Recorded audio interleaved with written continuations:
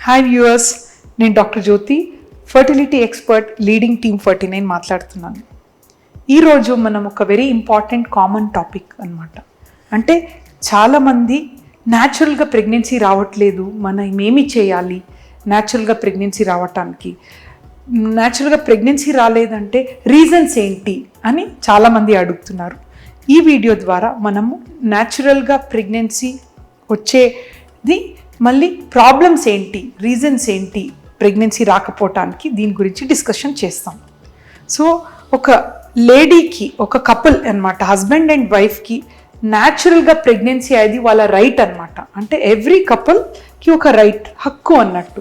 So మనం research and science చూస్తే ఒక కపుల్ పెళ్ళి అయిన తర్వాత పిల్లలు కావాలి అని అనుకుంటే ఏ డాక్టర్ దగ్గర వెళ్ళకుండా కూడా 85%కి ఫస్ట్ ఇయర్లో ప్రెగ్నెన్సీ వచ్చేస్తుంది అనమాట. ఇది నేను చెప్పటం కాదు, గైడ్ లైన్స్ చెప్తుంది. అంటే ఫస్ట్ ఇయర్ వరకు ఆల్మోస్ట్ 84% విల్ కన్సీవ్. వాళ్ళకి న్యాచురల్గా అయిపోతుంది, ఏమి డాక్టర్ దగ్గర ఏమి ట్రీట్మెంట్ కూడా అవసరం ఉండదు.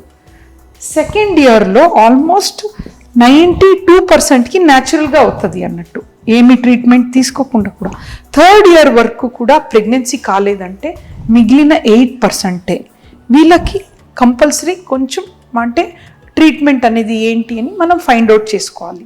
సో ఇప్పుడు అందరికీ డౌట్ ఏంటంటే, మేము ఎన్ని ఇయర్స్ వరకు వెయిట్ చేయాలి, 2 ఇయర్సా 3 ఇయర్స్గా న్యాచురల్గా కావట్లేదంటే, అంటే మన ఎవిడెన్స్ ప్రకారం 1 ఇయర్ వరకు కూడా ప్రెగ్నెన్సీ కాలేదంటే ఫస్ట్ ఒక డాక్టర్ని కన్సల్ట్ చేయాలి, ఏంటి ప్రాబ్లం అని మనం తెలుసుకోవాలి. ఎందుకంటే ఫస్ట్ ఇయర్లో చాలామందికి న్యాచురల్గా అవుతుంది, కాలేన వాళ్ళు కంపల్సరీ డాక్టర్ దగ్గర వచ్చి ఏంటి ప్రాబ్లం అని డెఫినెట్లీ కన్సల్టేషన్ చేసుకోవాలి అన్నమాట.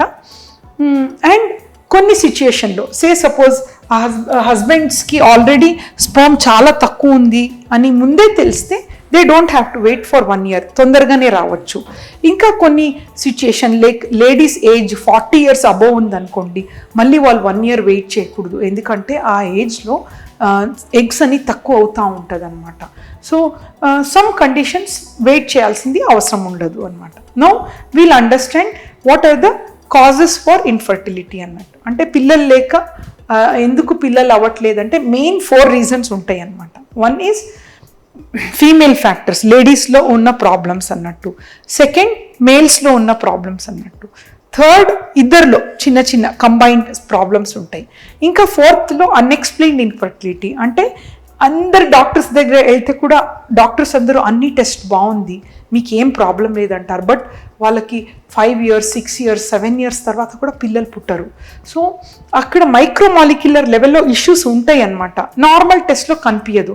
We call them as unexplained infertility అన్నట్టు. Now I will explain you each type of fertility. ఇప్పుడు మనము ఇది అర్థం చేసుకోవటానికి లేడీస్ గర్భాశయం గురించి మనం ఐడియా ఉండాలి మనకి. ఇది లేడీస్ గర్భాశయం అన్నమాట. గర్భాశయంకి ఒక ద్వారం ఉంటుంది, సర్విక్స్ అని చెప్తాము. ఇది గర్భాశయం, యూట్రస్ అని చెప్తామన్నమాట.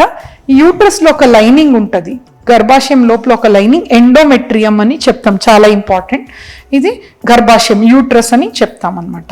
సో బోత్ ద సైడ్స్ యూట్రస్లో ట్యూబ్స్ ఉంటాయి అన్నట్టు. ఇది ఒక సైడ్ ట్యూబ్, ద ట్యూబ్స్కి పక్కనే మనకి ఒక లెఫ్ట్ సైడ్ ట్యూబ్, ఇది రైట్ సైడ్ ట్యూబ్ అన్నమాట. సో ట్యూబ్ కూడా ఒకటి స్లెండర్ స్ట్రక్చర్ అన్నమాట. దీనికి ఎండ్లో ఒక హ్యాండ్ లెక్క స్ట్రక్చర్ ఉంటుంది, ఫిమ్రియల్ ఎండ్ అని చెప్తాం. సో ట్యూబ్ని పక్కనే అండాశయం ఉంటుంది అన్నమాట. అండాశయం అంటే ఇది ఒక బ్యాగ్ లెక్క స్ట్రక్చర్, చిన్న చిన్న ఎగ్స్ ఉంటాయి అన్నమాట. అండాశయంలో చిన్న చిన్న ఎగ్స్ ఉంటాయి అన్నమాట. నార్మల్గా ఒక 7 to 8 ఎగ్స్ ఉంటాయి అన్నట్టు లేడీస్లో. కొందరికి 3-4 కింద తక్కువ ఉంటే తక్కువ ఎగ్స్, పువర్ ఓవేరియన్ రిజర్వ్ అని చెప్తాం. కొందరికి ఎక్కువ ఉంటాయి 12 ఆర్ మోర్ దెన్ 12, వాళ్ళకి పాలిసిస్టిక్ ఓవరీస్ అని చెప్తాం. సో లెఫ్ట్ సైడ్ అండాశయం బ్యాగ్ ఓవరీస్ అది అంటాము. ఇంకా రైట్ సైడ్ కూడా అండాశయం బ్యాగ్లో ఎగ్స్ ఉంటాయి అన్నమాట. సో నార్మల్గా ఏమవుతుందంటే ఈ పీరియడ్ సెకండ్ డేలో ఈ అండాశయం చిన్నగా ఉంటాయి ఎగ్స్ అన్నమాట. సో ఎవ్రీడే 2 mm పెరుగుతూ ఉంటుంది. కరెక్ట్గా మిడ్ సైకిల్ అంటే పీరియడ్స్ది 14th డే ఆ రోజు ఈ ఎగ్ బ్యాగ్ నుంచి ఎగ్ విడుదల అవుతుంది అన్నమాట. బ్యాగ్ నుంచి ఇట్లా విడుదల అవుతుంది. సో ఎగ్ బ్యాగ్ నుంచి ఈ ట్యూబ్స్లో వెళ్తాయి, హ్యాండ్స్ నుంచి ట్యూబ్స్లో వెళ్ళి ఇక్కడ ఎగ్స్ వెయిట్ చేస్తుంది అనమాట. జస్ట్ ఒక 24 hours to 36 hours, 1 to 1.5 days ఉంటుంది అనమాట ఎగ్ బ్యాగ్ నుంచి రిలీజ్ అయ్యి. ఆ టైంలో హస్బెండ్ అండ్ వైఫ్ టుగెదర్ ఉంటే స్పర్మ్స్ వెజైనాలో డిపాజిట్ అవుతుంది. ఆ స్పర్మ్ వెజైనాలో డిపాజిట్ అయ్యి స్పర్మ్కి ఒక మూమెంట్ ఉంటుంది అనమాట, పైకి ఇట్లా వెళ్తుంది, ఇట్లా వెళ్ళి బోత్ సైడ్స్కి వెళ్తాయి అన్నట్టు. స్పర్మ్స్ ఏ సైడ్లో ఎగ్ ఉందో ఆ ట్యూబ్లో స్పర్మ్స్ ఎగ్ లోపల కలిసి ఒక బేబీ ఫామ్ అవుతుంది. ఫర్టిలైజేషన్ అని ఈ ప్రాసెస్ అన్నట్టు. ఒక ఎగ్ ఒక స్పర్మ్ ట్యూబ్స్లోనే అంటే ఫర్టిలైజేషన్ అవుతాయి అన్నమాట. దాని తర్వాత 4 to 5 days, 6th day వచ్చి గర్భాశయంలో ఇంప్లాంట్స్ అంటే అతుక్కుంటుంది అన్నట్టు. ఇంప్లాంట్స్ అయ్యి we call it as seed and soil అనమాట. ఇది ఇత్తనాలు, ఇది గర్భాశయం అనేది భూమి అనమాట. సో ఆ సీడ్ ఈ సాయిల్లో ఇంప్లాంట్ అయిన వెంటనే కెమికల్స్ అన్ని రిలీజ్ అయ్యి, హార్మోన్స్ రిలీజ్ అయ్యి మంచిగా అతుక్కుంటుంది. తర్వాత స్లోగా పెరిగి first, second month, third month అట్లా పెరిగి 9 months తర్వాత బేబీ అనేది డెలివరీ అవుతుంది అన్నట్టు. So this is the circle. So మనకి ఎందుకు న్యాచురల్గా కొందరు ప్రెగ్నెన్సీ కాలేదంటే ఫస్ట్ థింగ్ మనం చూడాలి అండాశయం అంటే ఓవరీ రిలేటెడ్ ఏదైనా ఇష్యూ ఉందా. ఏం ఇష్యూ ఉండొచ్చు అంటే కొందరికి చాలా తక్కువ ఉండొచ్చు అండాశయంలో ఎగ్స్ 1 or 2 చాలా తక్కువ ఉంటే సక్సెస్ అనేది తక్కువ అవుతూ ఉంటుంది అన్నట్టు. అండ్ కొందరికి ఏజ్డ్గా అంటే చాలా ఏజ్ అయిన తర్వాత 34, 5, 40 ఆ ఏజ్లో అండాశయంలో ఎగ్స్ అనేది తగ్గిపోతాయి. So chances of normal pregnancy కొంచెం తక్కువ ఉంటుంది అన్నట్టు. ఇంకా కొన్ని కండిషన్లో అండాశయంలో ఎక్కువ ఎగ్స్ ఉంటే కూడా చాలా ఎక్కువ అంటే 12 to 14, 15 ఉంటే కూడా ఇది కరెక్ట్ టైంకి రిలీజ్ కాదు. వాళ్ళకి పాలిసిస్టిక్ ఓవరీస్ అంటాం. వీళ్ళకి కూడా కొంచెం సబ్ ఫర్టిలిటీ అంటారు. అంటే ప్రెగ్నెన్సీ అవుతుంది వాళ్ళకి, బట్ కొంచెం స్లోగా లేట్గా అవుతుంది అనమాట. సో నేను ఎప్పుడు ఒక లేడీ నెలసరి ఇర్రెగ్యులర్గా వచ్చినప్పుడు ఫస్ట్ అండాశయంది స్కాన్ చేస్తాం. ఎక్కువ ఎగ్స్ ఉంటే పాలిసిస్టిక్ ఓవరీ, మనం ఏమి వరి అవ్వాల్సింది అవసరం లేదు. ఐ నో సమ్వేర్ కొన్ని లేట్ అవుతే కూడా వాళ్ళు ప్రెగ్నెన్సీ అవుతారని. అదే తక్కువ ఎగ్స్ ఉంటే వాళ్ళకి ప్రెగ్నెన్సీ అయ్యే ఛాన్సెస్ చాలా తక్కువ. మనం కొంచెం ఫాస్ట్గా చేయాలి ట్రీట్మెంట్ అన్నట్టు. So first reason is egg bag ovary related issues. Second issue ఇక్కడ మనం నెక్స్ట్ చూస్తే ట్యూబ్స్ అనమాట. కొందరు లేడీస్లో ట్యూబ్స్ అనేది బ్లాక్ ఉంటుంది మొత్తం. ఇక్కడ బ్లాక్ ఉన్నప్పుడు మనకి ఎగ్ ట్యూబ్స్లో వెళ్ళటానికి ఛాన్స్ ఉండదు, మళ్ళీ స్పర్మ్ కూడా ట్యూబ్స్లో రావడానికి ఛాన్స్ ఉండదు. సో వాళ్ళకి న్యాచురల్గా ప్రెగ్నెన్సీ అయ్యే ఛాన్స్ ఉండదు ట్యూబల్ బ్లాక్ ఉంటే. సో కొందరు అడుగుతారు 1 tube ఓపెన్ ఉంటే ప్రెగ్నెన్సీ అవుతుంది అంటే, ఆఫ్ కోర్స్ 1 tube ఓపెన్ ఉంటే కూడా ప్రెగ్నెన్సీ అయ్యే ఛాన్సెస్ ఉంటాయి. 1 ప్రెగ్నెన్సీనే కాదు, సెకండ్, థర్డ్ కూడా వాళ్ళకి న్యాచురల్గా అయ్యే ఛాన్సెస్ ఉంటాయి. నెక్స్ట్ ఇస్ థర్డ్ గర్భాశయం అనమాట. గర్భాశయం లైనింగ్ ఎండోమెట్రియం అది బాగా పెరగాలి, మంచిగా బేబీని 9 months వరకు తీసుకొని వెళ్ళాలి. కొందరు లేడీస్లో గర్భాశయం అనేది చాలా చిన్నగా ఉంటుంది, సపోర్ట్ చేయదు 9 months బేబీని. అండ్ కొందరికి గర్భాశయం మంచిగా ఉంటే కూడా పొర ఉంటుంది, సెప్టమ్ అని చెప్తాం. పొర ఉన్నప్పుడు అది పెరగటానికి స్పేస్ ఉండదు అన్నట్టు. అండ్ థర్డ్ ఈజ్ ఫైబ్రాయిడ్, గడ్డలు ఉంటాయి కొందరికి, ఎక్కువ గడ్డలు. అంటే నార్మల్గా ఫైబ్రాయిడ్స్ ఉంటే ఏమీ ఇబ్బంది లేదు, ప్రెగ్నెన్సీ న్యాచురల్గా ఉంటుంది. బట్ కొందరికి ఎక్కువ ఉండి అది అబార్షన్ ఛాన్సెస్ కూడా ఉంటాయి అన్నమాట.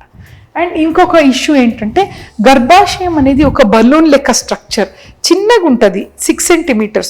బట్ ఒక బేబీ దాంట్లో ఉన్నప్పుడు బలూన్ లెక్క పెరుగుతుంది అనమాట 40 centimeters వరకు. సో కొందరు లేడీస్లో ఈ పెరిగే కెపాసిటీ ఉండదు. We call it as adenomyosis ఉంటే కూడా వాళ్ళకి ప్రెగ్నెన్సీ వస్తే కూడా సెకండ్, థర్డ్ మంత్లో అబార్షన్ అవుతూ ఉంటుంది అన్నట్టు. This is uterus related issue. ఇంకా ఫిఫ్త్ గర్భాశయం ద్వారం ఉంటుంది, సర్విక్స్ అని. స్పర్మ్స్ గర్భాశయం లోపల ఇట్లా వెళ్ళాలి. ఈ ద్వారంలో ఏదైనా ప్రాబ్లం ఉందనుకోండి, సర్వైకల్ ప్రాబ్లమ్స్, అప్పుడు కూడా వాళ్ళకి ప్రెగ్నెన్సీ న్యాచురల్గా అవ్వటానికి ఇష్యూస్ ఉంటాయి. సో ఇది అన్ని common. Other reasons like endometriosis అని ఉంటుంది. ఇటువంటి కండిషన్లో కూడా infection, PID, pelvic inflammatory disorder, ఇవన్నీ కండిషన్లో న్యాచురల్గా ప్రెగ్నెన్సీ అయ్యే ఛాన్సెస్ తక్కువ ఉంటాయి అన్నమాట. This is female related issues. Now male related issues. మేల్స్లో కూడా స్పర్మ్స్ అనేది మూమెంట్స్ ఉంటేనే కదా పైకి ఇట్లా వెళ్తాయి, ట్యూబ్స్ దగ్గర వెళ్తాయి. చాలామంది కౌంట్ నార్మల్ ఉంటే ప్రెగ్నెన్సీ అవుతుంది అనుకుంటారు. స్పర్మ్లో not only count, movements also very important. At least ఒక 40% మొటిలిటీ ఉండాలి, కౌంట్ అనేది 25 మిలియన్స్ పైన ఉండాలి, అండ్ స్పర్మ్ కూడా ఒక షేప్ ఉంటుంది అన్నమాట, హెడ్, నెక్ అండ్ టెయిల్. ఆ షేప్లో ఏదైనా ఇష్యూ ఉంటే కూడా న్యాచురల్గా ప్రెగ్నెన్సీ అయ్యటం ప్రాబ్లం అవుతాయి. 4% ఉంటే సరిపోతాయి morphologically normal sperms. So third ఇది అన్ఎక్స్ప్లెయిన్డ్ ఇన్ఫర్టిలిటీ. అన్ని టెస్ట్ బాగుంటే కూడా కొందరికి ప్రెగ్నెన్సీ అనేది ప్రాబ్లం అవుతాయి. So we have to detailly analyse what is the issue. So ఇప్పుడు అన్ని ప్రాబ్లమ్స్ విన్నారు.